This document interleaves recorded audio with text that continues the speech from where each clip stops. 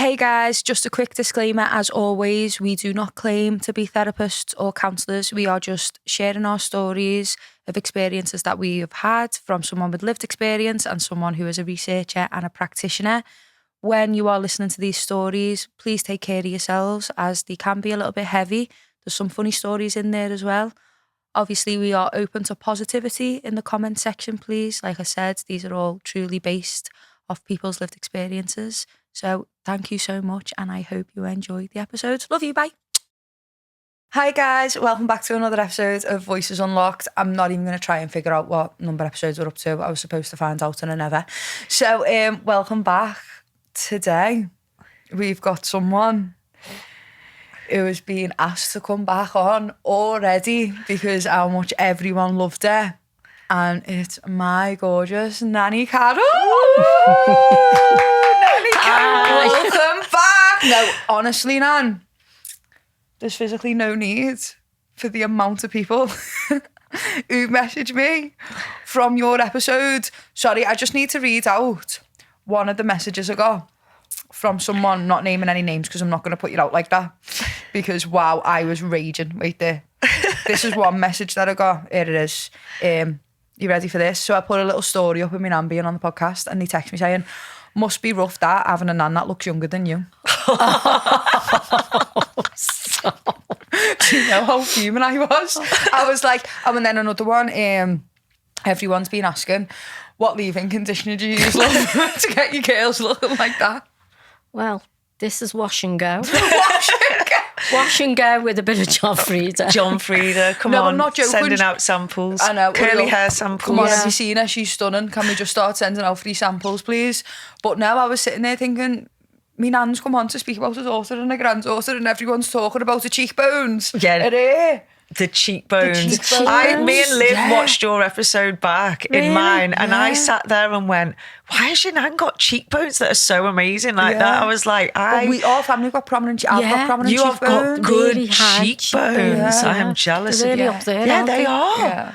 But no, we're actually buzzing for me nan to be back on. Me and me nan, since the podcast has come out, we've just been chatting about it and just talking about like different things. And I was saying what everyone was saying to her, and she went to me, I'm out and you're on this one. Speaking about me nan being sponsored by John Frieda.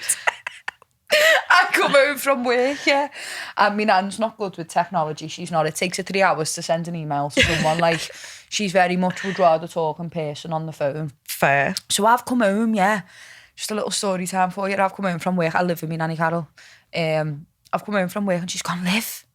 I've gone, what? She's gone, do you know how to unsubscribe from something? Oh, stop it. I hate me. I oversubscribe to everything in fairness. And I'm thinking, I'll help you out here. Why? What's going on? So she's ordered a cream.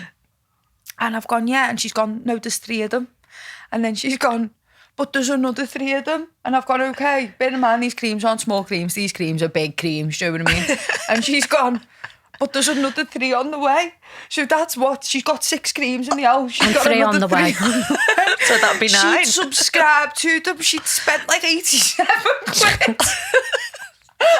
With 3 more on the way. Cream subscription. Hey, but I'm always in the market for cream if you want any spare. She was going, everyone's getting them off Christmas. I'm going, hey Nan, get on Vinted and sell them. What do you mean? Get on Facebook Market. You'll make Marketplace. You Hey, make it's good cream, that, you know. It's good cream as well. I'm thinking, no wonder it's 87. Pass it around. I know. Fucking have skin like yours. No, honestly, she makes me Haley laugh. said, I'll have a tub of that cream. I was looking at one thinking, ordered it I'll have 9 a tub of that cream times. as well. You haven't got crinkly skin or nothing, have you? No. Yeah, but neither of you. She's too young. So. Well, Start fair. early, don't you? Do you know when I was younger, my nan used to show me. by the way, Haley hasn't got crinkly skin. Yeah. She's beautiful. No one has. But when I was younger, my nan always used to tell me, my nan was the one who got me into my skincare. My nan always used to say to me, you need to moisturise. I was about 12. Yeah. And she'd true, go, though. your skincare, and she'd show me how you needed to moisturise your neck, because your neck was the first one to go. So she always taught me how to moisturise my skin and my skincare routine. I mean, I'm proud of it, to be honest. I think I've got To be nice fair, skin. whatever you've done over the years, I think we all need tips. This could be a whole new podcast No, I know. of Nanny Carol's beauty We tips, might have beauty to and just get me hair. nan a podcast for beauty and hair. Yeah, that could be the next whole series. How to look so youthful at Well, your age. you know, Slap on the factor. You must have had a stress-free life. I always say to her, Nan, you're mixed race. Do you know what I mean? Yeah. Like, 'cause obviously my nan's dad, my granddad Walter's black. So I always say to her, do you know what I mean? When you're on holiday, get in that sun, girl. Like, you go black, go gorgeous, colour and this, that, this. And she goes, no, I need me factor 50. My nan walks around with an umbrella. Factor 50 is the key, people. She has an umbrella on holiday. We were going to Benidorm and she went to me, will that fit in your bag? It was an umbrella. I went, why is it going to rain? She went, no, it's to protect me from the sun. Yeah, but it's true. You've got to protect yourself from the sun. Don't be sunbathing out there, kids. Yeah. Factor 50 all the way if you want to look young. I mean, don't do me. I used to you still get a tan. Yeah. Exactly. You do still get a tan. I still tan.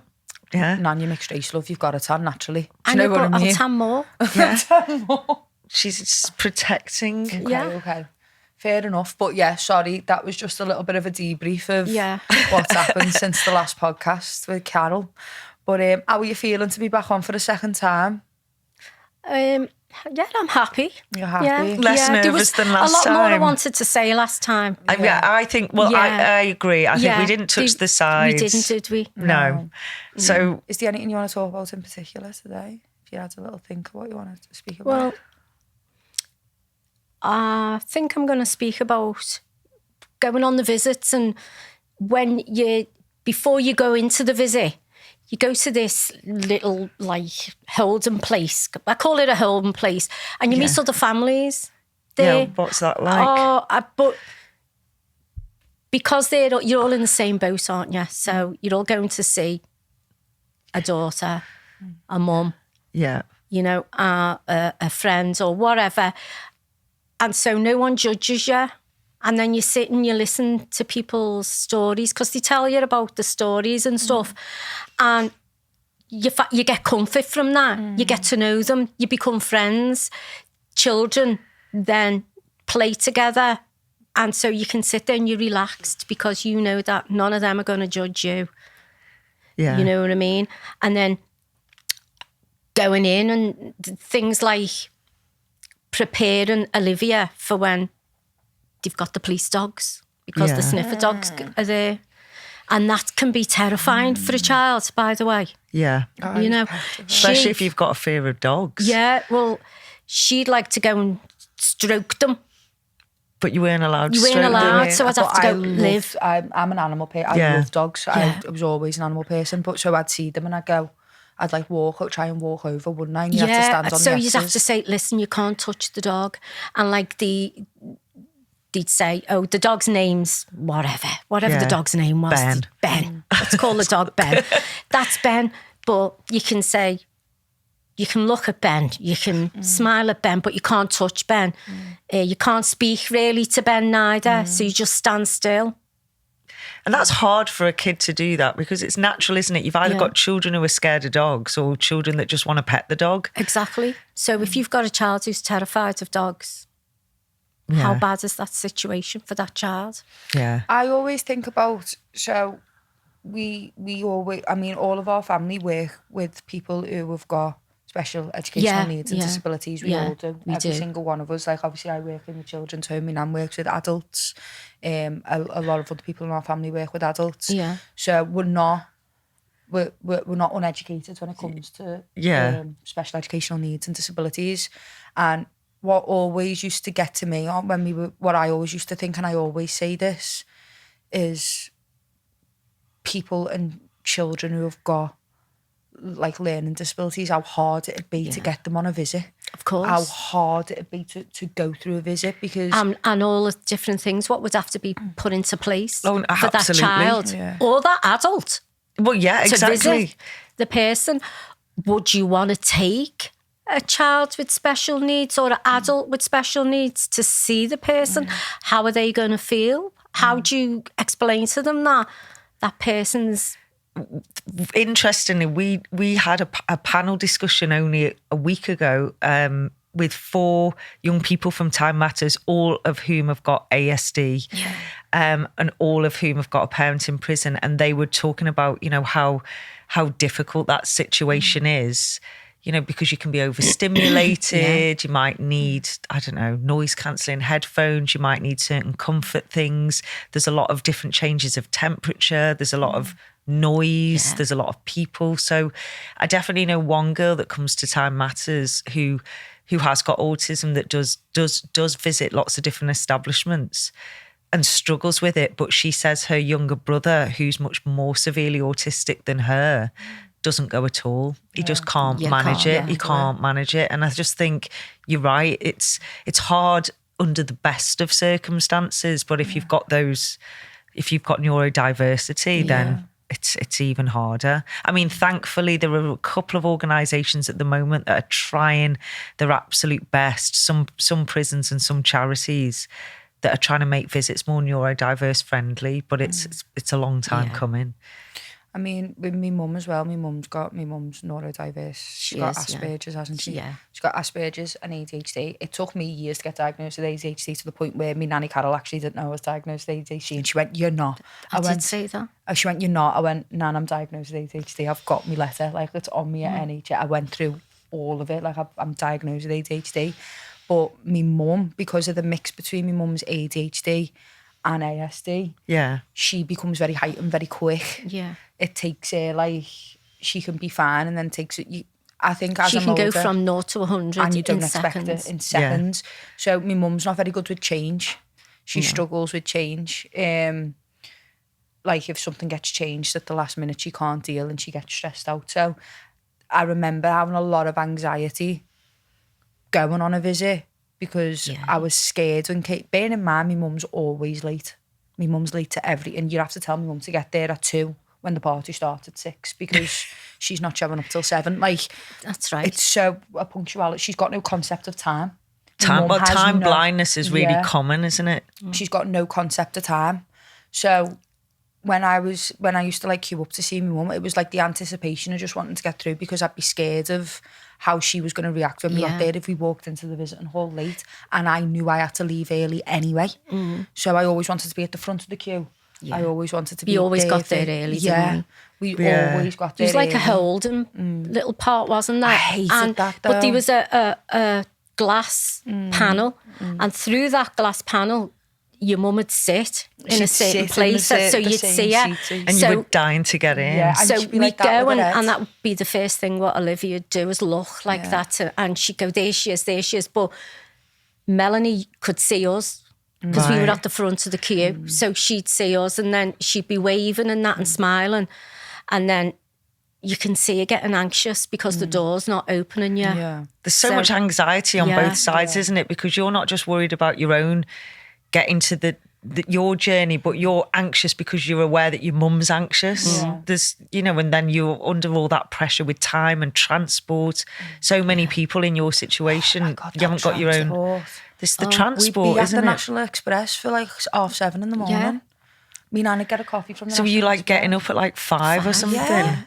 Yeah. It got worse. The other establishment was horrible. Oh, it was awful. We had to get the train a few times and then get a taxi from the train station. Well, now when you say getting a train a few times, we'd have to leave like at 7 in the morning. We got on very, very early train, which took hours. We get to the train station, we'd have to get a taxi. The taxi was between £15 and £20 to get to the place. We'd be in there, we'd have a packed lunch with us, so we'd have to pack lunch on the train or just waiting. And then it'd take another hour before we got in. Then it was an hour and a half, and then we've got another taxi back to the train station. She'd gone through crying. She's crying because she doesn't want to leave her mum. Yeah, of course. And so then we've got all that travelling home, tiring. Now, most of the time when we got the train, my mum, Ginger, was with us. Back then, my mum was very mobile. Yeah. She's not very mobile now, my mum. But my mum's the matriarch of the family. What she says goes, our Ginger. And so she would be the one, this is where we're going. This is what time we've got to be there. You've got to be up, ready at this time. The train's this time. Because my mum worked. Yeah. She worked on the trains. That was her whole career, wasn't it? All the times. She knew everything. She knew everyone as well. Yeah. And so it was easier when we were with me mum. Yeah, because the visit, the difficulties and the stress of the visit, even though you wanted to go on them, and of course you want that contact. It's not just the visit itself. It's an entire day. It's the whole day. We'd go home. We'd start off 7 o'clock in the morning. We'd get home like Late. 8 o'clock in the And then night. just go to bed knackered. I used to, so when I was younger, I mean, I've still got asthma now, but my asthma was really bad when I was little. Yeah. Like, I remember bad, that, to actually. the point where people would get worried to upset me, because when I cry, I'd cry that much that I'd have an asthma attack. I couldn't breathe. And that was another thing, because we had to take those inhalers with us. They were taken off us. Yeah. So you couldn't take them into No. the visit. No. So then what if you had an asthma attack in the visit? Bearing in mind the lockers. Well, that's what I asked them, and they said they'd go and get it. But Yeah, but then what if that could take time? You have to go through quite a lot of we had to gates, hand don't them in. you? we had to hand them in. So like with my asthma, I'd go from 0 to I'd go from 0 to up there. And it would mainly be me Nanny Carol, because if I couldn't breathe, my mum would panic and she'd shout, breathe, breathe, breathe. And my Nanny Ginger, she'd be terrible in the situation as well, where my Nanny Carol was quite good in it. So my Nanny Carol would just be like, calm down, but I'd cry that much that I'd get pains in my chest, and I'd get scared of the pains in my chest, which would panic me more. So my asthma used to get kicked off from anxiety. So I'd have anxiety attacks or panic attacks that would turn into an asthma attack. Right. But where the inhalers were, you'd have to put them in lockers. That was at the beginning of where the prison entrance was. And it used to take you 20 minutes to get through to the prison entrance anyway. So, which is anxiety provoking, which ironically can then cause you to have the asthma attack. Yeah, so that was one of and it was in both place establishments that was. See, I don't know what the protocol is now. Because we're going back to when she was back. Yeah. 8. I mean, and there's definitely been some improvements in some establishments, but I think it's been slow progress. But PACT, for example, so big shout out to PACT, because they've just been doing a whole. They run a lot of the visitors centres in a lot of establishments, and they've just been doing a whole project really on making sure that their visits are more neurodiverse friendly, training the staff, but also making sure that the visitors know what their rights are. And when I went to the COPE conference in Milan about a week ago, I was listening to their presentation, and one of the really interesting things that I learned was that what is happening in some establishments that a family would say, my daughter's got ADHD, for example, and then some of the officers there were saying, well, we need to see evidence, we need proof. That's right, yeah. But now they can't ask, because you can, the whole neurodiversity agenda now is that if you identify as having any particular thing like ADHD, you don't have to prove it. You can just say, I do have, it's your right now, which I didn't realise. It's your right to say,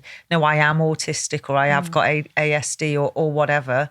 And that has to be accepted. And so hopefully there is going to be a much greater movement for people that really, really need a little bit more care during things like prison visits. Perhaps they can go in on a quieter visit. Perhaps they can go for, earlier.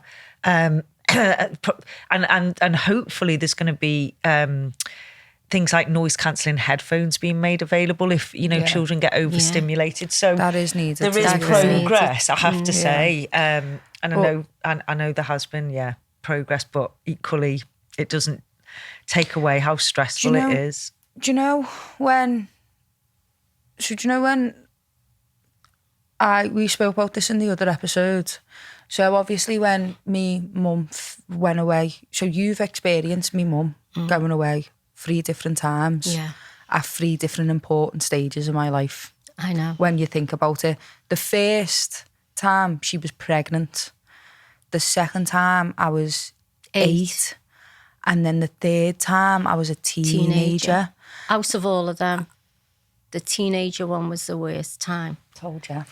I was just going to ask that question, what you talked about on our last episode. On the last episode, I spoke about how I was I did some things that I don't even think you know about. You might have to listen to the last episode. You might have to listen to the last episode. But basically, I was just saying that when she went away for the third time, it was a period of time in my life where my mental health was bad. It was in the gutter.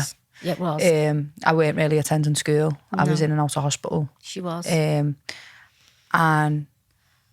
I think very selfishly at that time, because when I look back, I think I was thinking very selfishly at the time, because obviously Uncle Saul was sick as well. So you had a daughter who had a sick fiance with 3 boys that she had to look after.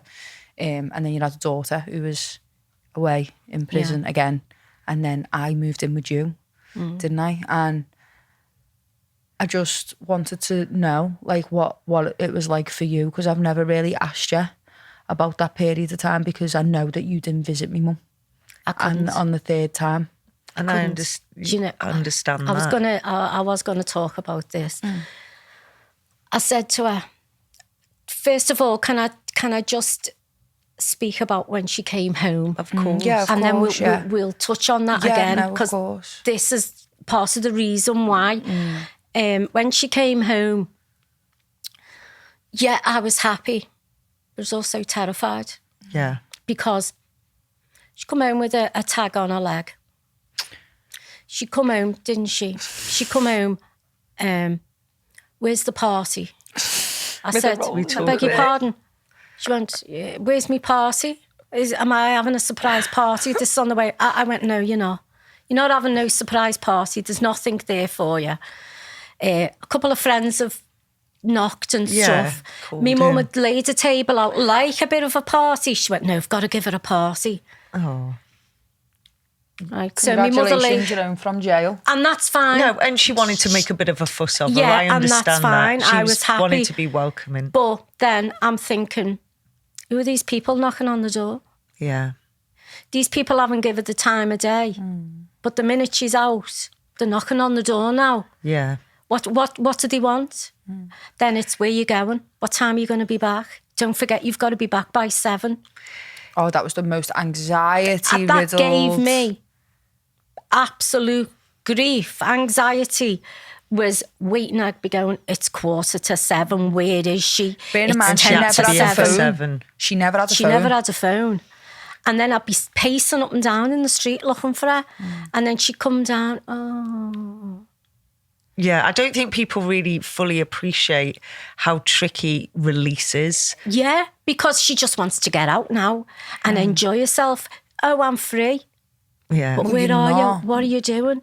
You're not actually free, because the minute that you're back in, you know, and then I'm angry because why would you do this again to her? Yeah. You know, I need to protect her. She's being brought up at everything. We've given her everything. Beautiful holidays. She's been to Disney World twice. Loads of different holidays. She's got her aunties who adore her. Her other auntie's got a tattoo with her name on her back. Her other auntie, they all love her. My uncles as Her well. uncles, You know, my Uncle Joseph. Surrounded by love. But all she cries out for is the love and the protection of her mum. That's what she wanted, her mum. That's what every child, you can give that child the world. But at the end of the day, they want nothing. Absolutely. But the love from the mum. Yeah. Why aren't you home with your daughter? Why aren't you doing this as a family? No, you just want to get out. So I was quite angry with her all the time. Absolutely understandable to feel that way. Yeah. And then I said, don't you ever, ever, ever do this again. Don't put your daughter through this ever again. I won't. I promise you. And then when it happened, she was going, Mum, can I have this, and this? I went, no. Yeah. I was fuming with her. How could you put her through this yet again at the age that she was? Yeah. And I absolutely understand that. And I think And I so said, I many can't people do this again. I couldn't. No. My anxiety wouldn't allow me to do it again. I just needed to protect it. I said, that's it. I'm not going to visit you. She wasn't in that long, was she? She done It wasn't 12 that long. months. It was supposed to be longer than 12 months. Yeah. It was supposed to be longer, but she put it in for an appeal and then, all that business. Yeah, and she got, it was less than 12 months. Yeah, it was like eight. So, between 6 and 8. Yeah. But I couldn't visit her. Oh, don't get me wrong. I did send her the postal orders and whatever and bits and stuff and I sent, but I couldn't visit. I couldn't go back to that place. Yeah, of course. But I think It traumatised me that much that I couldn't physically go back to that place. I absolutely, think as absolutely well. understand And if that makes me a bad parent, It absolutely doesn't. It doesn't at the end of I the couldn't day. do it. There'll be I so couldn't do many it. people that relate to every single word that you've said, people that I've met over the years that'll just go, that was me, I Yeah. understand. And that anxiety of release of where are they, what kind of people are they hanging out Yeah. with, is something going to happen to them? And the amount of people that have said to me, in a weird way, it's easier sometimes when somebody is inside because you know that they're safe. And in Yeah. fact, you've even said Yeah. that to me. Like sometimes No, I know, there's I'm going to know be when completely honest right she's now. safe. I'm going to be completely honest right now. I say all the time, like even to this day, Yeah. like when I don't see my mum and she's been gone for a while, I say, I'd rather just be in jail. yeah. I'd rather, We've it's to the all point said it. now, I'd rather to be in jail. And I think it's just that it's so mad as well how I've grew up with it. Like I was in a belly at one point when she first went. The second time was the time and age where I just wanted me mum and like I miss me mummy. Yeah, thing, you do were know a what I mean? little I'm kid little, I just girl. want me Yeah. mummy. 13, my hormones were all over the place. Yeah. I was so sad. I just couldn't comprehend, like, why me? Why is this happening to me? And I felt guilty because I was like, everyone, I know how much I'm loved. Like, I can never be more grateful for the family. I'm so lucky. I'm one of the luckiest people in the earth to have a family that I've got, not just on my mum's side, but on my dad's side. Like, the way my nanny Liz and my granddad John loved me wholeheartedly. Oh, do you know gosh, what I yeah. mean? Like, So I was much. adored. Even my auntie Karen, my auntie Brenda, they all love me so wholeheartedly, and so does my mum's side. My nan said, me aunties and all that. So I felt so guilty for my mental health being so bad to the point where I couldn't pinpoint to why I felt so low and why I wanted to act like this. And I mentioned in another episode when I was in school, you were my emergency contact. Yeah. But I changed it without you knowing. Oh, you never? Yeah, I did. Changed you? it without you knowing. Yeah. Who too? I'll give them my mum's old number when she was in jail and give her the old address. So when I got letters sent out, it'd go to the old address, and when they'd ring me mum, it wouldn't go through. I found that out on the last Wow. episode. And I Liv, did. I didn't. I know. Wow. And I did that because I said to Lorna, I was so scared to face the repercussions of what was going on. I was too scared to face, because I was good in school. I was a good kid. I was never naughty. I don't like that word, but I was a good kid. I always was. I was respectful to all my adults and all the people. And I think the fact that I was able to do that in school is an issue in itself. We won't get into that.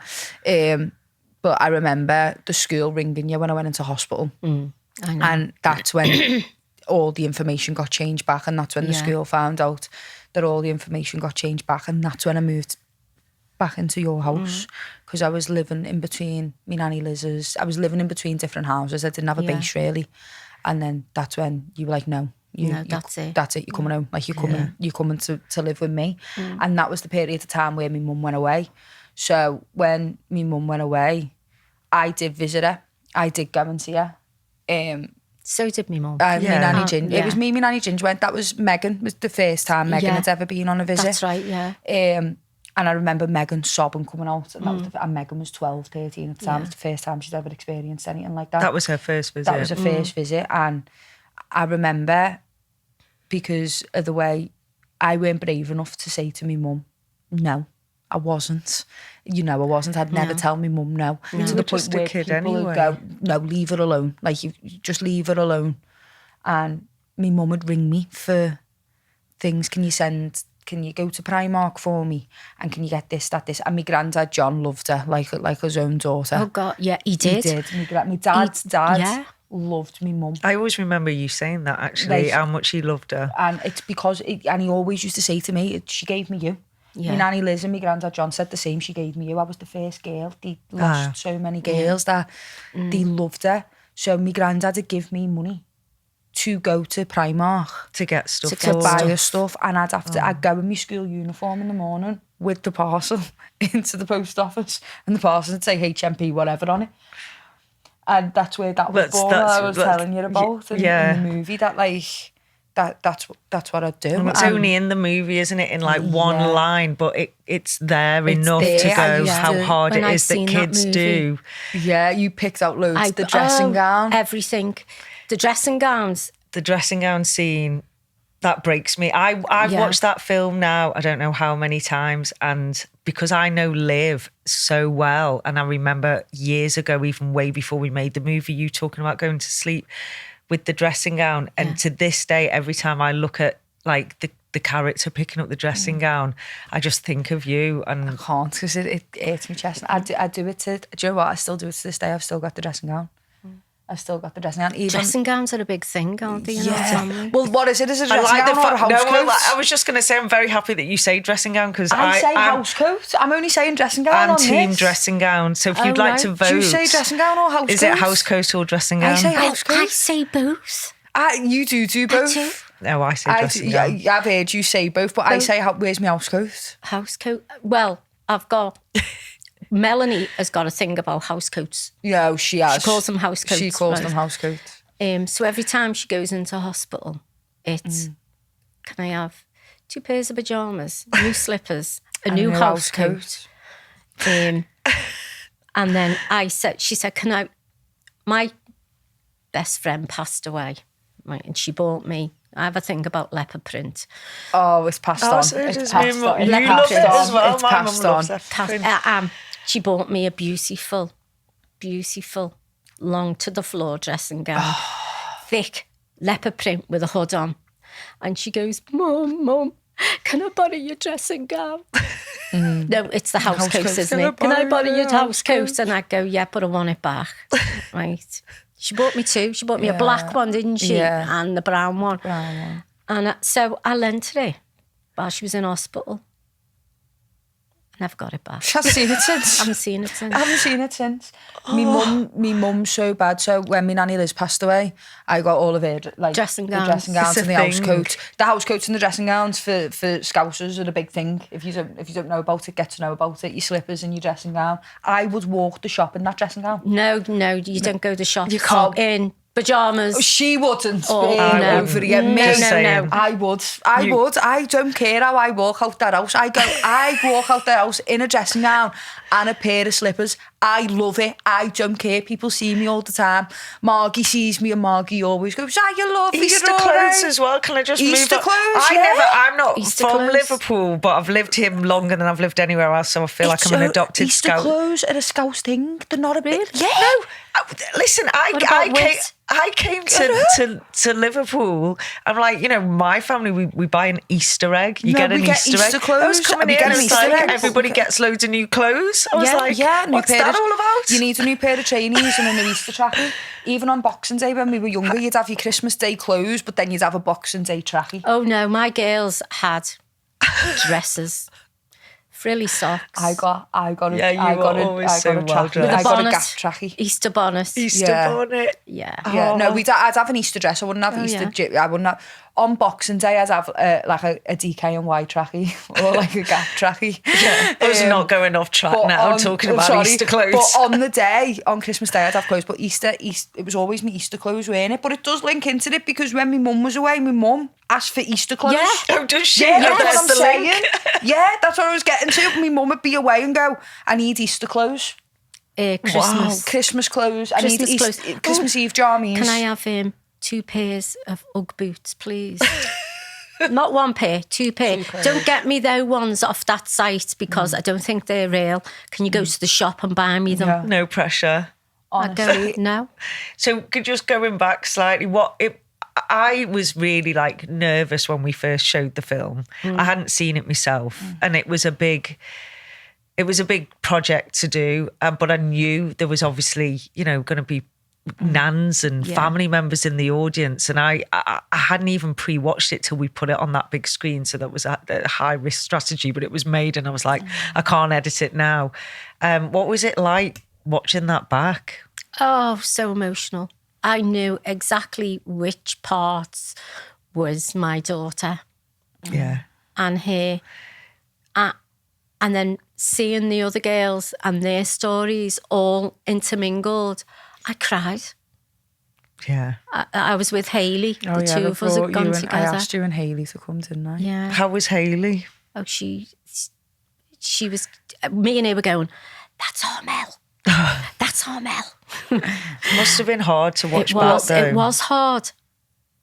And I was looking around at everyone's faces. And I could see all the faces of everyone's. And I just felt proud that these girls had got to tell the story. Yeah. In such a way. Without judgment. Without judgment. And I think that goes back to what you were saying at the beginning of this episode when you were saying about meeting the other families on the visits and feeling not judged. I think that's what we have in Time Matters as well, isn't it? A place where nobody judges you. Yeah. Can I ask you a question? What? Look, they're getting all scared. Carol's going to have to come back every month, by the way. So this is a question I genuinely want to ask you. So in the beginning, when my mum first went away, Lorna asked me to do a lot of conferences. And obviously it went through you, and we always used a pseudonym for me. We always used a fake name to protect me. Yeah. And I know how in the beginning you said like you were embarrassed, which is completely natural. It's a normal emotion to feel, and it's completely fine to feel like that. But how do you feel now that I do all this work that I do? Like how's your feelings and emotions changed towards it? Or have they? Back then, my problem was, you were so young. I wanted to protect her. I don't want, at 8 years of age, people discussing and Private judging. family business. Yeah. Of course. And it was all about her, protecting her. I just wanted her to have a normal life. Absolutely. Surrounded with love. Which I got. Which she got. But I didn't want people knowing that. Yeah, of course. Olivia, not Bethany, Olivia. Oh, she remembered the name. Bethany, of course. Oh my God. Why wouldn't I? Why, of course, it was Bethany. Why would I forget that? Why did you pick Bethany, by the way? I don't know. I was going to choose Miley from Hannah Montana because I was obsessed with Hannah Montana. I used to say that all the time. I used to say I feel like Hannah Montana, that I'm living a double life. Bethany was going to be Joseph's name. Oh, that's really? where I'm sure Maybe you mentioned. where I think you said Bethany. Bethany. Because I was like, Joseph's pick name. a pseudonym. I was like, we can't use your real name. We need to protect you. I think it come from you. And then you were just like, I think I want to be Bethany. Bethany. Yeah. Remember that? Remember the radio station that you listened to the first time? Oh, I sobbed and we listened to it in Nanny Ginger's on the DVD thing, didn't we? My heart was pounding out my chest, honestly. Because she was so little. And that tiny, tiny voice coming out of that radio. It was mind-blowing. No. So now, what do you feel about everything I do now? What does it? I'm so proud of everything you do now. Really? Yeah. I'm so proud of, this is kind of like a healing process for her as well. And the fact that she's got such care for others who are going through the same thing. Exactly. It makes me so proud of her. And as I've said before, go and get me another person of her age who's done what she's done. I couldn't be so proud. I don't care who knows. Yeah. If this is going to help another person. And I honestly believe, and in fact, I don't just believe it, I know it, because we have so much feedback from people that are like, I identify with that, and I feel seen, and I feel not judged because, And as a grandparent, or a mum or a dad or a family member who's got someone about to go into prison and they're absolutely terrified of how they're going to survive. If they can get any comfort from listening to podcasts and information about what it could potentially be like, it's not great all the time. You're going to have good days, you're going to have bad days. How are you going to get through it? Yeah. You know, you will get through it. Yeah, it might be hard, but you will. But it's such an isolating experience because of the shame and the stigma. So exactly, you know, people obviously want to protect yourselves and put yourselves in a box and shut everything away. And that's rightfully so. Rightfully so. I still protect her now, you know, from stuff. You always will. No, she does. And we all do. I think, just a quick one on that though, I think because it's literally ingrained into people's brains that and I think for you it's hard as well that because of how bad my mental health was when I was younger, I think you have that fear of me becoming that low again. And I think that's a big thing for you because it was an awful time for you. And my nan didn't really know anything that was going on in my head until she sat in my counselling sessions with me, and she realised how deeply I felt about everything and what was actually going on in my brain. That I feel like that's a fear for you now, in case I ever do get that low again. See, my fear now is going off to Australia. I know, we need to do a whole... That's my big fear now, you know, and it's like hitting home and I'm like that, it's really happening, because I'm thinking it will. I would feel exactly it's the not, same. it's not, and then I put my invitation out for me leaving party yesterday. I know. Even my daughter opened that invitation and went, and I thought something really bad happened. She went, she's actually going to go because my daughter is so attached to Liv. My daughter loves, Matilda loves Liv. She does. Like a sister. Love you, and Min. she's like, what are we going to do when Liv isn't here? And I was like, well, we'll have to just go and visit her in Australia, won't we? I think because we'll all have to go over en masse. I think I'm a wanderlust, and you've always said I'm a wanderlust, and I think it's because I'm a Sagittarius. I don't sit still. If I get an opportunity to go to another country, I'll leave. But I'm also on the flip side. I'm a homebody. I am a homebody. I find me comfort in my family, like in the house, in my nans, me Nanny Gingers, me aunties, I've got no siblings, so my cousins, my little cousins in my world, every single one of them, they mean the world to me. And I think that's what I'm going to struggle with the most. Like, I'm going to miss like a milestone of the twins. I'm going to come back and the twins are going to look different. Milestones with Hayley's little girl, our Sophia, she's going to be fully in secondary school. Lucas, the boys are going to be completely different. Jenny's boys, I just think everything's going to change so much that it's only going to be a year, you know. I know, unless that you...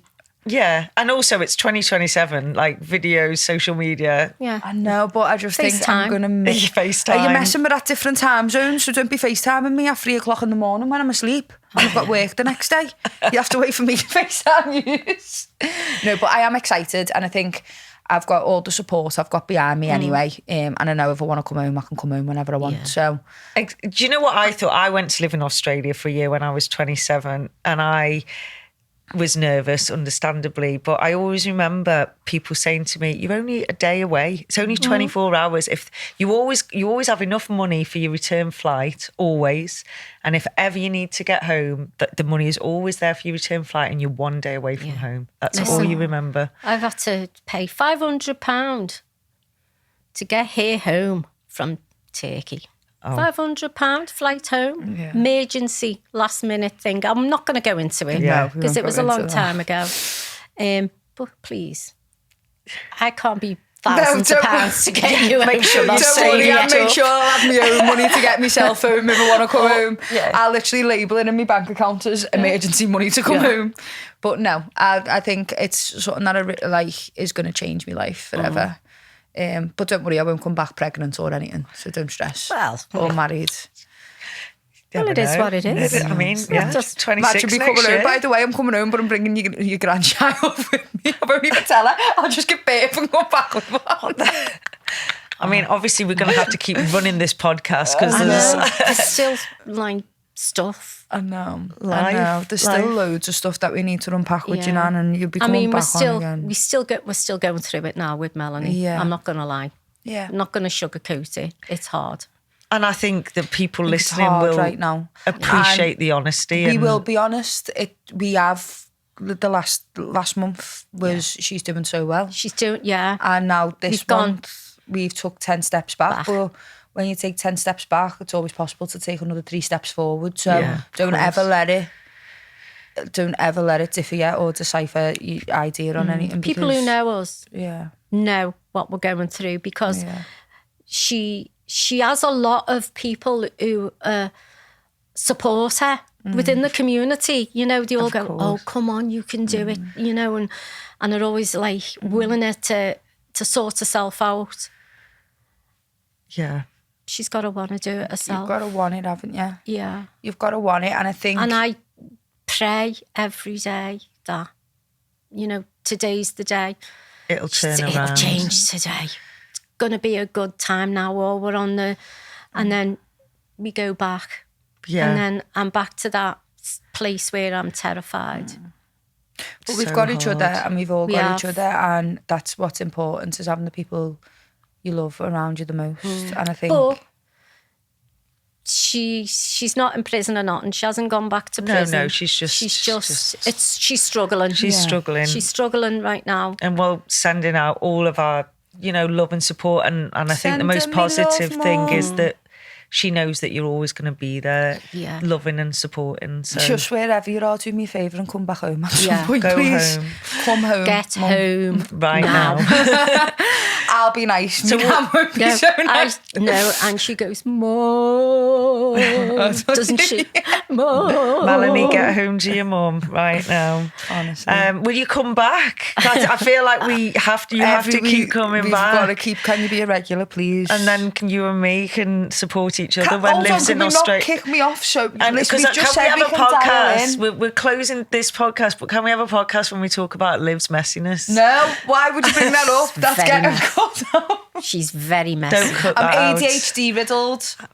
So my brain, they say I'm messy, yeah, but go in my room and genuinely ask me where anything is and I'll tell you. Me and Layla have been in when Liv lived with me and gone in when Liv's been in work and then reorganised the whole room because Layla's brilliant at stuff like that. Yeah, I'm not. Organised I've got things into ADHD, sections so- and then Make that 24 your hours excuse. It is later. my excuse. Look at me mum. My mum's the same as me. I come in from work and I go, "I've got anxiety." What do I get anxiety about? My wardrobe. And what else? In the kitchen. That's Joe. That's not me. Because That's her granddad. That's my granddad Joe, and I am blaming you, Joe. It is my granddad Joe because when you come back from work, I've just finished a 2-day stretch as well. No, So I Carol, come Carol, back- I'm not come going- back I'm on not another go- podcast Listen, when she's in Australia Listen, hold and we will the front talk door. about this Slow down. in No, detail. I'm not having this right. I am getting onto Eyelashes this. everywhere. Oh yeah, the eyelashes are the thing. But honestly, right, why should I have to... He does not work at the minute. So why do I have to come home and do his dishes? Because it's He's a what do family's you mean? home. He's a well-working man. If he's going to sit there and cook, you can do your own dishes. So- What do you think this is, the 1950s? So I'm would- not cleaning up after you. So would you like to finish with what you're grateful for? I'm grateful for the editing that's going to happen on this podcast. No, do not edit anything You're out. not gonna edit that Go on out. then, what you're grateful for, what you're Yeah. grateful for. I'm grateful for... come back to me last. I'm still touched on the She's still touched on the messiness. So The come back to messiness. me. Grateful when you don't have to do the dishes. I'm grateful that I've actually been diagnosed with ADHD now. Don't use it as an excuse. I will. No. That's getting rinsed for It it. can't be used as You a can't. we Can't. can have It can. understanding. I feel discriminated against for having ADHD. I feel discriminated against. all the ADHD followers. I'm suddenly telling you now, watch. I'm getting. emailing in. Putting, I swear to God, I'm putting a claim in on still voices have to do the unlocked. dishes. I will do the dishes. I do the dishes. I do my dishes. Carol. I do my own washing. I do the dishes.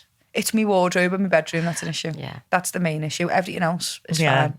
Do you know what I'm grateful for Go this on. week? I'm grateful for my mum. Oh, we're the same. Let's talk about why we're grateful for Ginge. Yeah.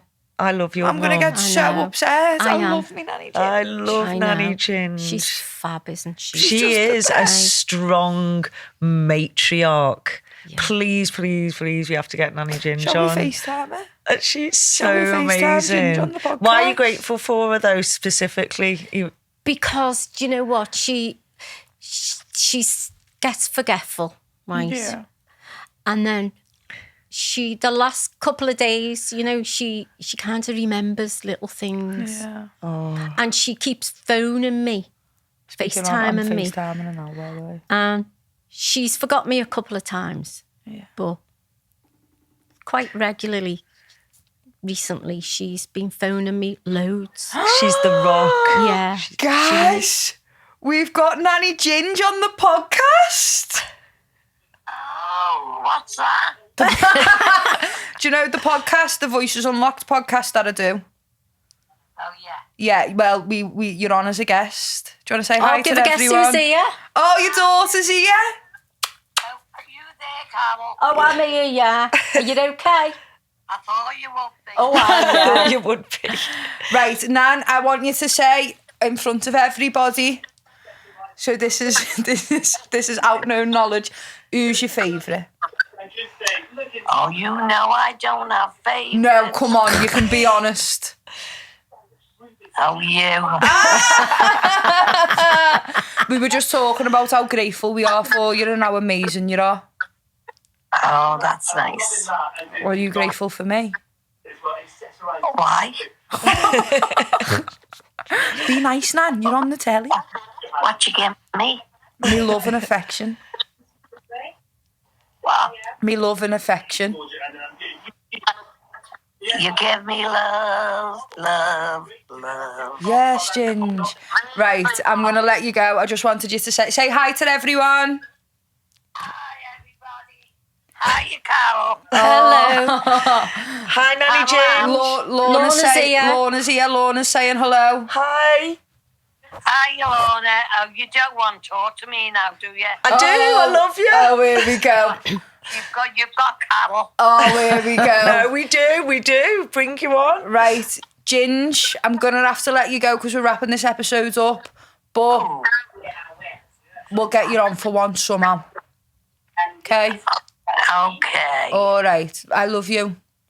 Love you. Hey, guess what? What? I'm a gorgeous new angle. When we put the phone down, me and Nan go to each other who's gorgeous and hangs up. So the first person that hangs up first is the gorgeous one. But It's brilliant. she's so funny. She's just the rock She's of the family, rock. isn't Yeah. she? I had to get her in nice. to say She's hi so to her. funny.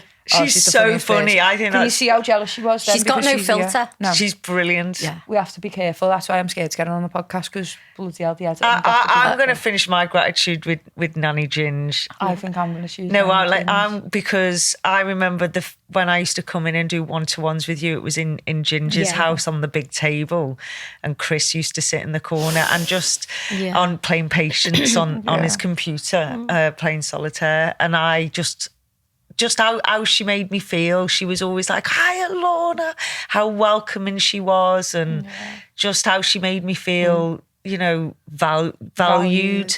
And yeah, just so gorgeous and welcoming. She absolutely loves you. She adores you. So my She gratitude for today is Nanny Ginger. Yeah. I looked forward to it, and do you know what? I am the worst person at remembering postcodes, aren't I? But I always remember Ginger's postcode. Oh. It's in my brain. Engraved. Yeah, driving down that road and going, I'm going to see Liv, and I'm going to see little Ginger, cobbled and I'm road, going to it's see just the Chris. Yeah. Love He me called granddad, me yeah. mum. Did he? John. Yeah. I mean, Anne used to call him Bear Brain. No, Mary. Mary killed the cat. Mary killed the cat. Why would she call? And my granddad Chris would call her Bear Brain. Yeah. Bear Brain and... Answer the phone as hello, nerve centre. Yeah. Yeah. Why? Anyone. He'd answer the phone. Never a and dull moment. he used to go, I see, said the blind man. It or was so out of nowhere.